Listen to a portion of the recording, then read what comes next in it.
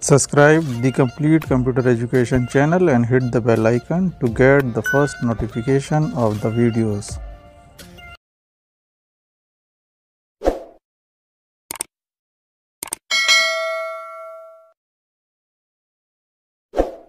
नमस्कार दोस्तों, आज का जो विषय है कि एक अच्छे कंप्यूटर ऑपरेटर हम कैसे बन सकते हैं, तो इसी सब्जेक्ट को लेकर हम आज चर्चा करेंगे। दोस्तों, मैंने देखा है कि YouTube पर अधिकांश जो वीडियो हैं इस तरीके के कि अच्छे ऑपरेटर आप कैसे बने, अकाउंटेंट कैसे बने, इस टाइप के वीडियोस में आपको गुमराह किया जा रहा है। जो उससे संबंधित सही जानकारी है वो मैं इस वीडियो में आपके साथ शेयर करूंगा कि एक अच्छे कंप्यूटर ऑपरेटर में क्या खूबियां होती हैं और आपको कौन सा कोर्स करना चाहिए और किस प्रकार से आपको जो एप्लीकेशन हैं उनको सेलेक्ट करना है जिनको आप सीखना चाहते हैं, जिनके माध्यम से आप एक अच्छे कंप्यूटर ऑपरेटर बन सकते हैं। दूसरा, आपको जॉब कैसी ढूंढनी है और इसके बीच में आपको कितना समय लगेगा। तो आइए स्टार्ट करते हैं ये वीडियो।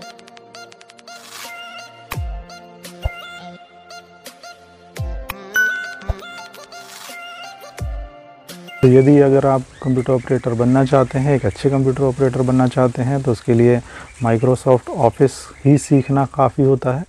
यदि आप ऑपरेटिंग फील्ड में एक अच्छी नौकरी चाहते हैं या इसी में अपना कैरियर बनाना चाहते हैं, आप स्टार्टिंग स्टेज पर हैं, तो आप माइक्रोसॉफ्ट ऑफिस को सीखिए।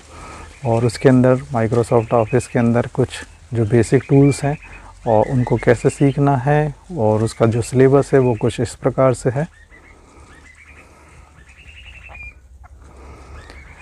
इसके बाद आपको हिंदी और इंग्लिश टाइपिंग पर ध्यान देना होगा, क्योंकि हिंदी और इंग्लिश टाइपिंग मस्ट होती है। अगर आप हिंदी और इंग्लिश अच्छी तरीके से टाइप कर सकते हैं तो आपको किसी भी प्राइवेट सेक्टर में, किसी भी गवर्नमेंट सेक्टर में या कॉन्ट्रैक्ट बेस पर आपको कहीं पर भी अच्छी ऑफिशियल जॉब मिल सकती है, जिसमें आपको ऑफिस असिस्टेंट तक के लिए आपको एप्लीकेबल हो सकते हैं और आप उसके लिए ट्राई कर सकते हैं।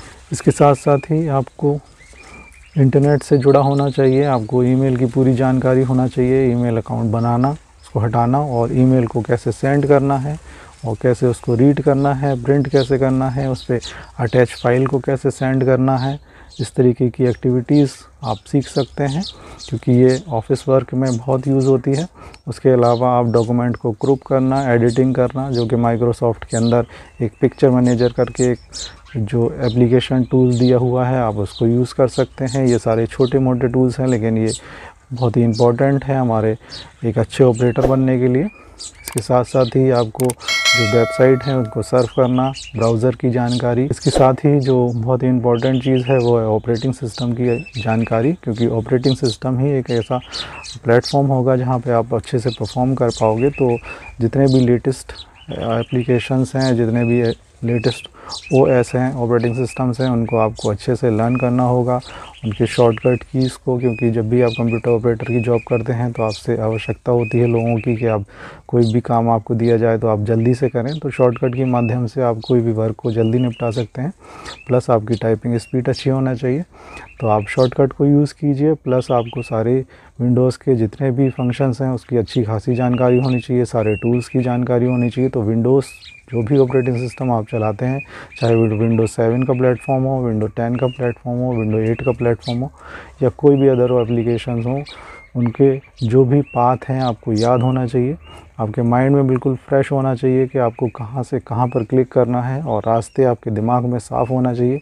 और ये सब तभी हो पाएगा कि जब आप कंप्यूटर से जुड़े रहेंगे और उसको एक पैशन की तरह लेंगे, क्योंकि कंप्यूटर ऑपरेटर का काम है किसी भी प्रकार के ऑपरेटिंग संबंधित काम, जो कि ऑफिशियल संबंधित हो सकते हैं या उसके बाहर भी सब्जेक्ट से संबंधित हो सकते हैं, आपको उसको सॉल्व करना है। माइक्रोसॉफ्ट ऑफिस एक अपने आप में एक ऐसा एप्लीकेशन है जिसके माध्यम से आप ऑफिशियल लेवल के जितने भी वर्क होंगे वो आप उस पर कर सकते हैं। इसमें कई प्रकार की एप्लीकेशंस वहाँ पर मिलती हैं। आपको सारी एप्लीकेशंस को तो नहीं सीखना, लेकिन मुख्य जो एप्लीकेशन है जैसे Microsoft Word, Microsoft PowerPoint, Microsoft Excel, Microsoft Access, picture manager, इस तरीके की एप्लीकेशंस को आपको अच्छे से सीखना है, क्योंकि माइक्रोसॉफ्ट एक्सेल एक इम्पॉर्टेंट है, माइक्रोसॉफ्ट वर्ड एक इम्पॉर्टेंट है, और एक्सेस इसलिए इम्पॉर्टेंट है क्योंकि अगर आप किसी स्कूल, कॉलेज या यूनिवर्सिटी में या किसी डिपार्टमेंट में वर्क कर रहे हैं तो उसमें डेटाबेस बनाने के वर्क के लिए आप एक्सेस को यूज़ कर सकते हैं। तो ये ज़रूरी नहीं जहाँ भी आप काम करेंगे तो आपको वो वर्क बताएंगे। आप अपने एक्सपीरियंस के आधार पर अपनी सोच से संबंधित काम को आसान कैसे किया जा सकता है, यही ऑपरेटर की पहचान होती है।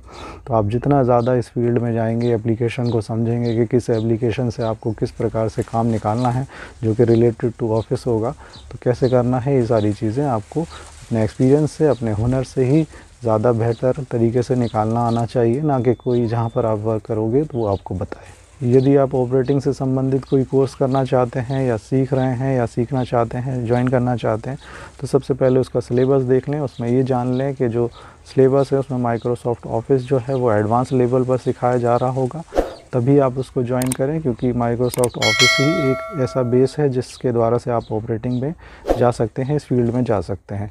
इसके बाद जितने भी एप्लीकेशंस हैं वो आप धीरे धीरे इस लाइन में रहते हुए भी सीख सकते हैं, लेकिन माइक्रोसॉफ्ट ऑफिस के सारे टूल्स, सारे एडवांस टूल्स आपको अच्छे से इस फील्ड में जाने से पहले ही सीख लेना है। जब आप ऑपरेटिंग से संबंधित कोई भी कोर्स कर लेते हैं, इसके बाद जब आप जॉब के लिए जाते हैं तो सबसे पहले आपका फोकस ये होना चाहिए कि आपको सिर्फ जॉब चाहिए है एक एक्सपीरियंस लेवल पर। तो आप सैलरी की तरफ ध्यान बिल्कुल ना दें। आप ये सोचें कि वो उस जॉब से आपको सीखने को क्या मिलेगा। जिस जगह आपको लगता है कि यहाँ पे वर्क बहुत ज़्यादा है और यहाँ पे मैं बहुत सारी चीज़ें सीख सकता हूँ जो मेरी ट्रेनिंग से भी ज़्यादा डिफरेंट होंगी, नई चीज़ें मुझे सीखने को मिलेंगी, तो वहाँ पे सैलरी के लिए बिल्कुल ना सोचें।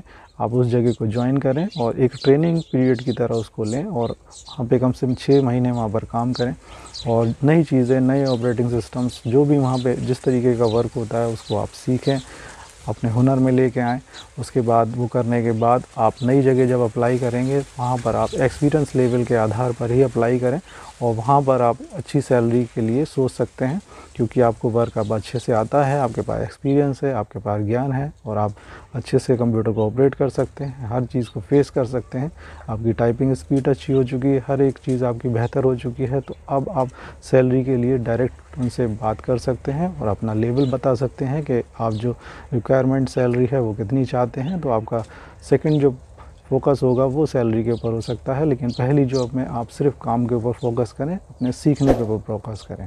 आई होप ये वीडियो आपको अच्छा लगा होगा, ये जानकारी आपको सही लगी होगी। अगर आपको ये जानकारी सही लगी है, बेहतर लगी है, तो प्लीज़ इस चैनल को लाइक कीजिए, सब्सक्राइब कीजिए, जिससे कि मैं और अच्छे वीडियोज़ आप तक पहुँचा सकूँ। आपका बहुत बहुत धन्यवाद।